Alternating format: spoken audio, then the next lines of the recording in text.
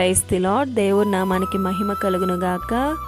ఈరోజు దేవుని వాగ్దానము, దేవుడు మనకు ఆశ్రయమును దుర్గమునై ఉన్నాడు, ఆపత్కాలంలో ఆయన నమ్ముకొనదగిన సహాయకుడు. 46వ కీర్తన మొదటి చరణము. ఈ ఉదయకాలంలో దేవుడు మనతోనే మాట్లాడుతున్నాడు. ఆయన మనకు ఆశ్రయముగా దుర్గమునై ఉన్నారు, ఆపత్కాలంలో నమ్ముకొనదగిన సహాయుడై ఉన్నాడు. భూమి మార్పు నొందినను నీవు భయపడనక్కరలేదు. కొన్ని సందర్భాలలో మన పరిస్థితులను దేవుడు ఎలా కల్పిస్తాడు అంటే అవి అసాధ్యమైన పరిస్థితులుగా కనిపిస్తాయి. కానీ దేవుడు ఎందుకు కల్పిస్తాడు అంటే ఆయన చిత్తాన్ని, ఆయన సమయాన్ని మన పట్ల నెరవేర్చడానికి. ఇలాంటి సమయములో ఎంతో భయం, కృంగిపోతూ నిస్సహాయ స్థితిలోనికి వెళ్ళిపోతాం. కానీ ఈ సమయంలో భయానికి బలమిచ్చేవారిగా కాకుండా మీ విశ్వాసాన్ని బలపరుచుకోవాలి. ఆయన మీ పక్షాన ఉండి సహాయం చేస్తాడు.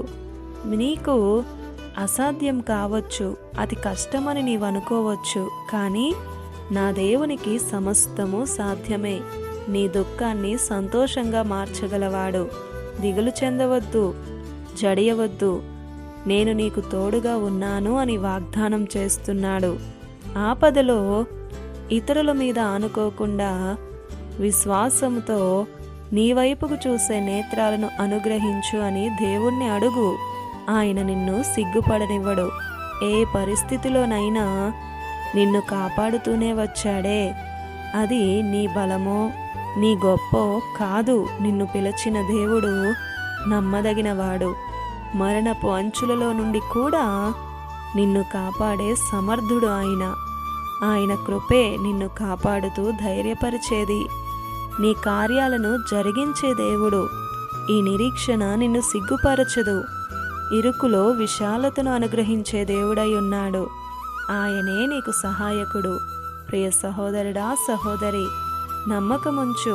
ఆపత్కాలంలో నమ్ముకోదగిన సహాయకుడు. ఆమేన్. ఇది నా వాగ్దానం మనందరి జీవితాలలో నెరవేరాలని కోరుతూ దేవుని సువార్త పరిచర్యలో మీ సహోదరి Prasanna. God bless you. Amen.